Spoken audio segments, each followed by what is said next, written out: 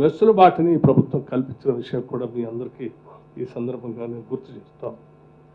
అలాగే ఈ health scheme ద్వారా కూడా దాదాపు 886 ప్రైవేట్ హాస్పిటల్ నెట్వర్క్ ద్వారా ఈ స్కీమ్ ఇంప్లిమెంట్ అయ్యేటట్టుగా క్యాష్లెస్ నగదు రహిత ఇన్పేషెంట్ చికిత్స అందుబాటులోకి వస్తుంది. అట్లాగే ఈ పథకం CGHS ప్యాకేజ్ రేట్లు అనుసరిస్తూ 1816 వైద్య మరియు శస్త్రచికిత్స విధానాలు కవర్ చేస్తుంది. ప్రత్యేక ఆసుపత్రుల నిర్మాణాత్మక భాగస్వామ్యాన్ని మరియు సవరించిన CGHS ఫ్రేమ్వర్క్ కింద పాల్గొనడానికి వారు సముఖతను కూడా వ్యక్తపరిచినందుకు వారందరూ కూడా మేము స్వాగతిస్తూ ఉన్నాం. ఈరోజు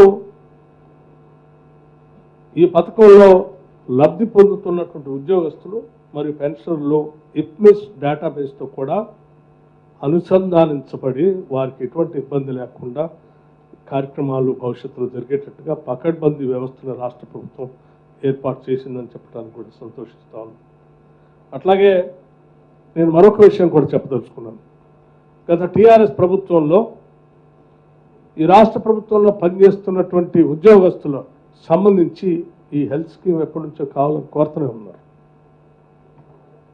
అడిగారు, రిప్రజెంట్ చేశారు. చాలా సందర్భాల్లో మరి సకల జనులు సమ్మె పేరు మీద ఈ రాష్ట్రంలో పనిచేసిన ప్రతి చిన్న ఉద్యోగం దగ్గర నుంచి పై ఉద్యోగం వరకు పెద్ద ఎత్తున పోరాటం చేసి అందులో పాల్గొన్నారు.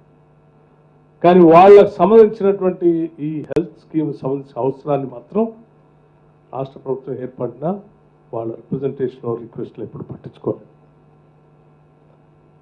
మన ప్రభుత్వం ప్రజాప్రభుత్వం వచ్చిన రాగానే ఉద్యోగస్తులు అన్నటువంటి సమస్యలు ప్రధానంగా కేవలం ఈ స్కీమ్ తీసుకురావటమే కాదు, 10 సంవత్సరాలు ఈ స్కీమ్ ఇవ్వలేదు, ఉద్యోగస్తులకి అందుబాటులో ఉన్నటువంటి పెండింగ్ మెడికల్ బిల్స్ కూడా క్లియర్ చేయకుండా పెండింగ్ పెట్టిపోయింది.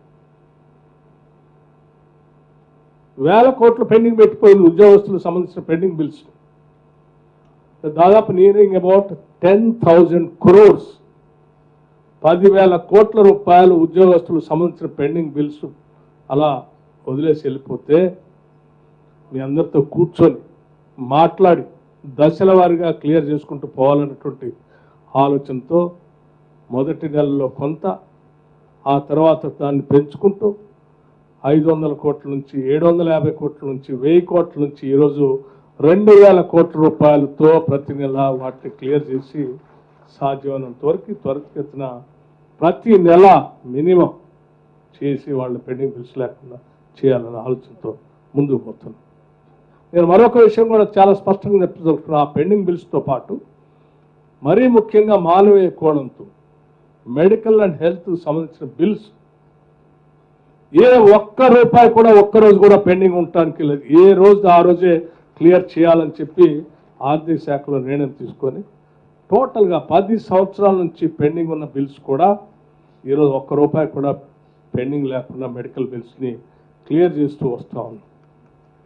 మెడికల్ అండ్ హెల్త్ సంబంధించిన పెండింగ్ బిల్స్ ఎందుకు అంత సీరియస్గా తీసుకొని చేస్తున్నాం అంటే, ఎంతో ఈ ప్రభుత్వానికి ప్రజలకు సేవ చేస్తున్న ఈ ఉద్యోగం సంబంధించిన కుటుంబ సభ్యులు ఏదో ఆసుపత్రుల్లో వైద్యం చేయించుకొని వస్తే ఆ బిల్లు ఎక్కడో అప్పు తీసుకొచ్చి కట్టితేనో లేకపోతే ఇంకో రకంగా ఉంటే అది తీర్చలేక రోజు వాళ్ళింటికి ఎవరో వస్తే తను మదన పడుతూ ఇక్కడ ప్రభుత్వంలో వచ్చి పనిచేసే అవుట్పుట్ కూడా సరిగా ఉండదు. కుటుంబ సభ్యులు కూడా ఏం పని చేస్తామని ప్రశ్నించేటువంటి పరిస్థితి వస్తుంది. ఇది అత్యంత మానవీయ కోణంతో చూడాల్సిన అవసరం ఉందని చెప్పి మాకు ఎన్ని ఇబ్బందులు ఉన్నా మెడికల్ అండ్ హెల్త్ బిల్స్ మాత్రం ఎట్టి పరిస్థితుల్లో ఆపేది లేదని చాలా స్పష్టంగా చెప్పి ఆదేశాలు ఇచ్చి ప్రతి నెల ప్రతి 15 రోజులకు ఒకసారి నేను మెడికల్ అండ్ హెల్త్ బిల్స్ సంబంధించి రివ్యూ చేస్తూ క్లియర్ చేసుకుంటూ వస్తాను. ఇది ఈ రాష్ట్ర ప్రభుత్వ ఉద్యోగుల పట్ల ఈ ప్రభుత్వానికి ఉన్నటువంటి నిబద్ధత, ప్రేమ, అభిమానం, ఆత్మీయత అని చెప్పడం కోసమే నేను ఈ ఉదాహరణ మీ దృష్టికి తీసుకొని వస్తూ ఉన్నాను. యావత్ క్యాబినెట్ మొత్తం ఎప్పుడు క్యాబినెట్ సమావేశాలు జరిగినా ఆ క్యాబినెట్లో ఉద్యోగస్తులకు సంబంధించిన ఏ అంశం వచ్చినా వెంటనే పాజిటివ్గా స్పందిస్తూ ముఖ్యమంత్రి రేవంత్ రెడ్డి గారి దగ్గర నుంచి మొదలు పెడితే ప్రతి మంత్రి ఈ రాష్ట్రంలో పనిచేస్తున్న ఉద్యోగుల అవసరాల కోసం పూర్తి స్థాయిలో మానవీయ కోణంతో ఆలోచన చేసి ఈ కార్యక్రమాలను చేసుకుంటూ వస్తున్నాం కాబట్టే ఈరోజు ఇవన్నీ మనం ఇంత త్వరితగతిన చేసుకోగలిగామని ఈ సందర్భంగా మీకు మనవి చేస్తూ మరొకసారి మీ అందరికీ నా హృదయపూర్వకమైనటువంటి అభినందనలు తెలియజేస్తూ we wish you all the best. ఈ కార్యక్రమం ద్వారా మీ అందరికీ ఒకటే విజ్ఞప్తి చేస్తా ఉన్నాం. ఈ ప్రభుత్వం అనేక